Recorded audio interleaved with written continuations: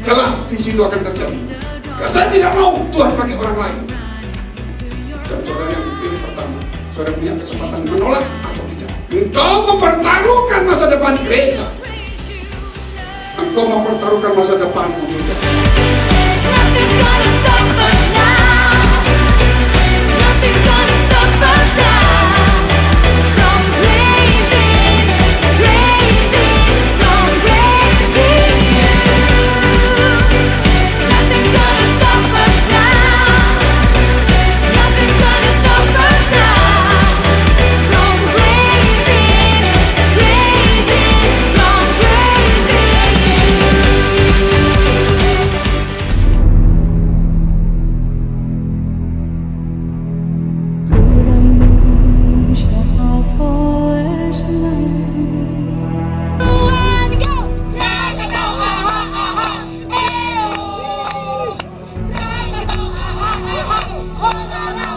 Oke, 1, 2, 3, go!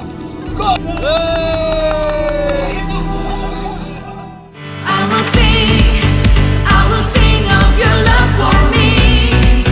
In my life, you're my everything. My chains are broken, my eyes are open. You're my freedom.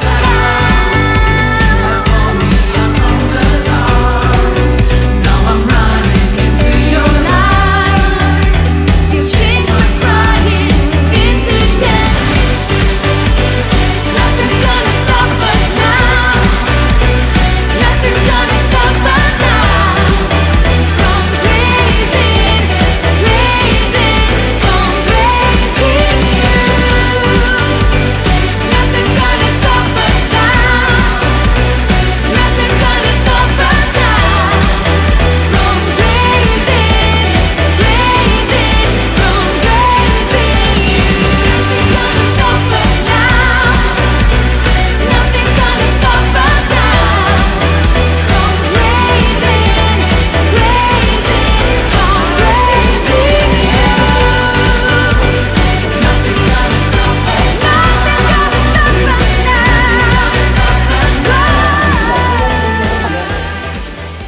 Tuhan, jangan lepaskan aku, Tuhan. Glory, glory, haleluya. Haleluya. Betapa banyak engkau mengalami kegagalan. Betapa banyak engkau melakukan kesalahan. Padahal jelas Allah yang dahsyat, yang hebat, yang luar biasa ada di dalam hatimu, siap untuk membantu kamu. Glory, haleluya, haleluya. Glory. Dan saudara adalah orang-orang yang punya nilai. Dan saudara akan dipakai Tuhan secara luar biasa di segala aspek, baik di dalam pekerjaan saudara. Antusias, semangat, rasa ingin tahu, rasa ingin belajar dari berbagai daerah, mereka bisa mengerti dan bisa melakukan apa yang dinamakan dengan extraordinary progression. Diajarkan supaya kita pulang, kita bisa berfungsi. Kami selalu kasih tahu hari Sabtu harus datang. Yang betul-betul baru, belum mengerti Yesus itu apa, ajak saja. Because then you're not thinking of yourself, your selfish needs. You're thinking of how to serve God. Very good, very well, outstanding, very, very enlightening. Very creative, very extraordinary.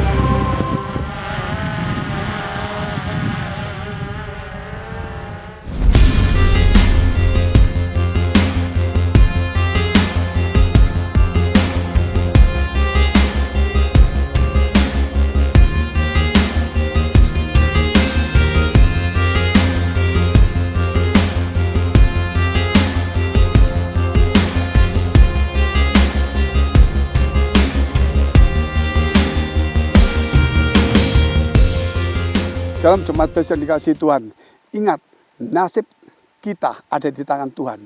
Gereja sudah ditentukan sebagai pemenang.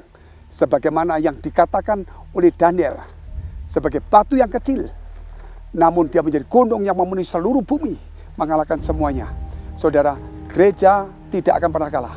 Yang membuat kalah itu engkau dan saya. Sebab itu engkau masuk di tempat yang tepat. Walaupun kita diganggu dengan banyak orang, dengan persaingan, tapi kalau kita bersama dengan Tuhan, kita menang. Perbedaan antara hero dengan warrior. Saudara, kita selama di gereja, setelah membangun gereja berjemaat, kita merasa seperti hero, pahlawan. Memang pahlawan, memenangkan 1000, 10.000 orang. Kita sudah membangun gereja 100, kita sudah misi. Namun seorang pahlawan itu, saudara, kalau bukan seorang pejuang, dia akan hancur. Buktinya, Daud, dunia seorang pejuang, menjadi seorang pahlawan yang hebat mengalahkan Goliat. Namun kemudian di tengah-tengah hidupnya, dia kemudian melihat Batseba, sementara pasukannya berperang, berjuang, dia sebagai pahlawan duduk-duduk, dia jatuh di dalam dosa. Oleh karena itu kekristenan, walaupun kau telah berhasil jadi seorang pendeta, membangun gereja, membangun jemaat, engkau kaya dan sebagainya, tetap kita bukan seorang pahlawan, namun seorang pejuang. Sehingga kalau boleh dikatakan, saudara, bahwa kita harus berjuang terus di tengah-tengah kekristenan, di tengah-tengah keberhasilan, apalagi di tengah-tengah persoalan yang kita hadapi. Saudara dikasihi Tuhan, jadi kekristenan tidak bisa kalah. Saudara harus berjuang maju semua. Nasib kita sudah ditentukan.